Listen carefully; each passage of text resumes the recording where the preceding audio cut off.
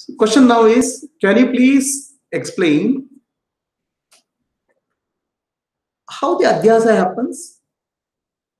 The mechanism of adhyasa. Let us go back to rope snake analogy. Okay. There's a rope and somebody mistakes it for snake. So there are some conditions for mistaking. First is there should be twilight. There should not be darkness or there should not be light. Half light.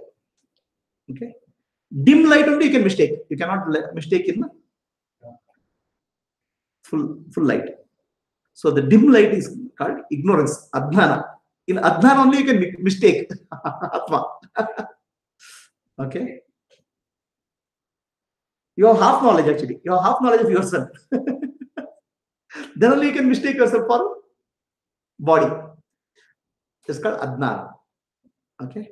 Second condition.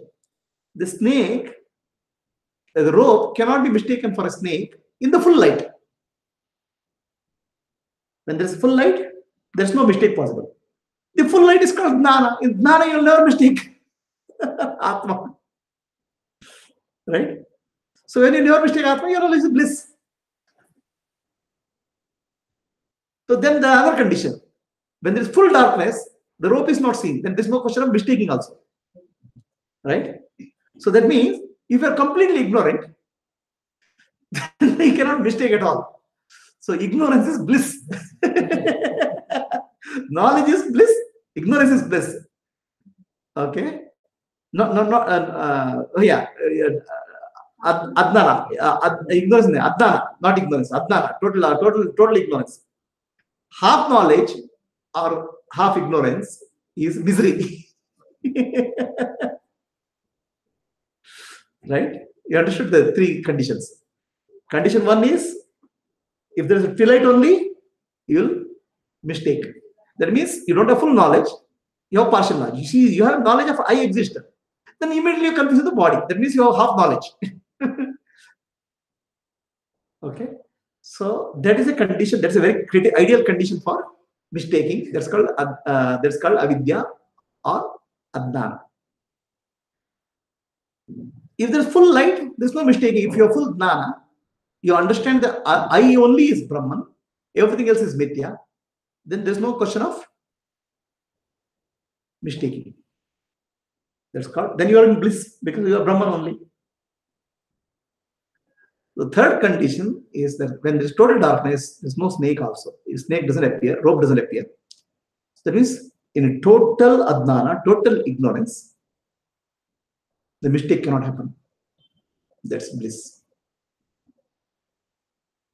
What guys are looking at? Okay. So we'll continue with that. Continue with this understanding of adhyasa further.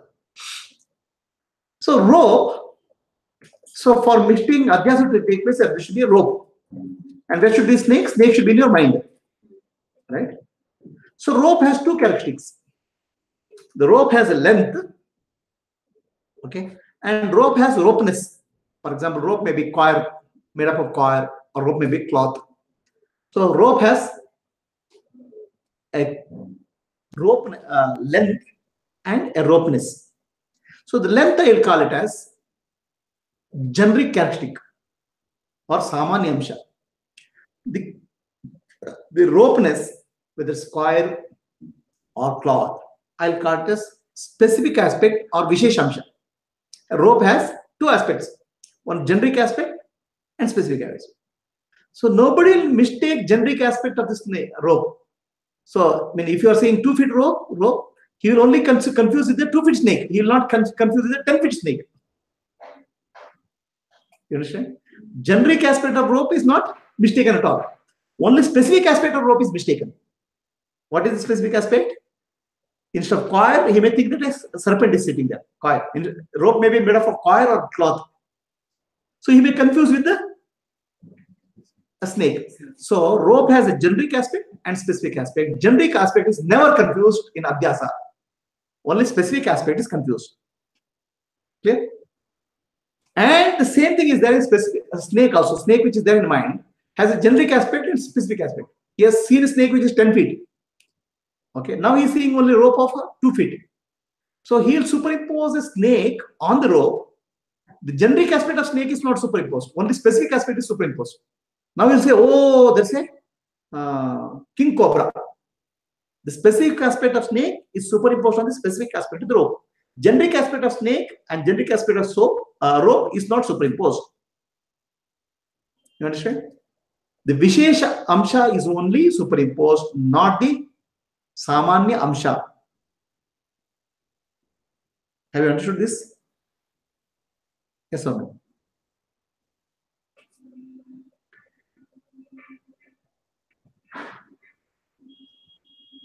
So when Gnana comes into picture, okay, the superimposed portion is called Aropita or Mithya. Okay. The snake, the rope has the mistaken identity has 2 aspects. What is that? Samanyamsha and Visheshamsha. Generic aspect and specific aspect. When he sees the rope as snake, he doesn't see the rope and snake. He sees only snake. That means he sees only one entity. Right? Understand? He sees only one entity, not 2 entities. What he doesn't know that he is seeing 2 entities, one from his head and one from the ground. The same thing happens in Adhyasa also. Okay? On the body-mind complex. So when Gnana comes, when you switch on the torch, you see there is no snake, there's only rope. Now what is removed? The specific aspect, Visheshamsha is removed. Generic aspect is still there. Now the generic aspect becomes clear. The only generic aspect, the ropeness, which consists of a coil or cloth, it is visible now. So Vishesha Amsha removal is called, superimposed Vishesha Amsha removal is called Gnana. Right? The same thing happens at the individual level. The individual, I is never changing. I doesn't change at all. So this is actually generic aspect.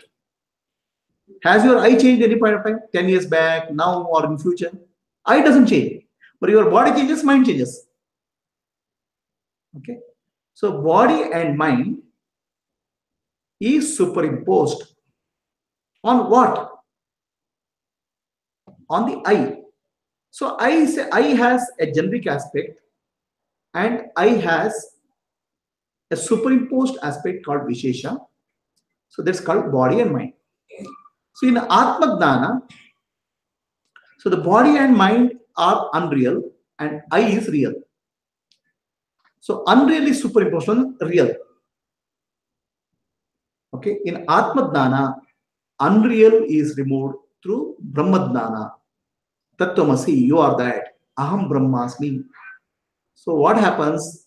The superimposed portion goes, then he realizes Aham Brahmasmi, I am Brahman. The Vishesha Amsha, which is superimposed, goes. Samanya Amsha remains, I remains. Then the real characteristic of that Brahman is realized. So Jiva realizes I am Sachidananda Brahma.